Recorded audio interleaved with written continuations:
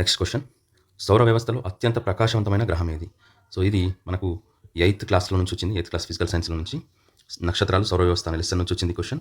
So ఇక్కడ మనకు సౌర వ్యవస్థలో అత్యంత ప్రకాశవంతమైన గ్రహం అన్నాడు బుధుడు, శుక్రుడు, అంగారకుడు, బృహస్పతి అనే ఆప్షన్స్ ఇచ్చిండు. సో మనకు అందులో శుక్రుడిది ఆ లెసన్లో ఎయిత్ క్లాస్ లెసన్లో చూస్తే కనుక నక్షత్రాలు సౌర కుటుంబం లెసన్లో చూస్తే అందులో మనకు డైరెక్ట్ వచ్చింది చూడండి. శుక్రుడు గ్రహాలన్నింటిలోకెల్లా భూమికి దగ్గరగా ఉన్న గ్రహం శుక్రుడు.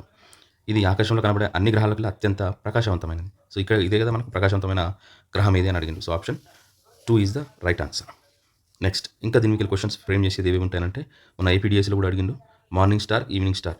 సో వేగు చుక్క, సాయంకాల చుక్కకు సంబంధించి దీన్ని అడగొచ్చు. ఏది మార్నింగ్ స్టార్, ఉదయకాల చుక్క కానీ ఉదయకాల నక్షత్రం లేదా సాయంకాల నక్షత్రం అని, ఈవినింగ్ స్టార్, మార్నింగ్ స్టార్ అని.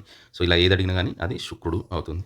నెక్స్ట్ ఇంకొక పాయింట్ మెయిన్ ఇంపార్టెంట్ ఏంటంటే శుక్రుడికి ఎటువంటి ఉపగ్రహాలు లేవు. ఉపగ్రహాలు లేని గ్రహం అని అడుగుతాడు, అది కూడా ఆన్సర్ ఏమవుతుంది? శుక్రుడు అవుతుంది. నెక్స్ట్ ఇంకో దీంట్లో క్వశ్చన్ ఫ్రేమ్ చేయాలంటే ఇలా కూడా చేయొచ్చు.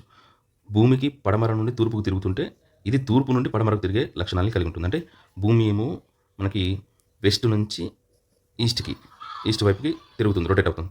కానీ శుక్రుడు మాత్రం ఈస్ట్ నుంచి వెస్ట్కి క్వైట్ ఆపోజిట్లో ఉంది కదా.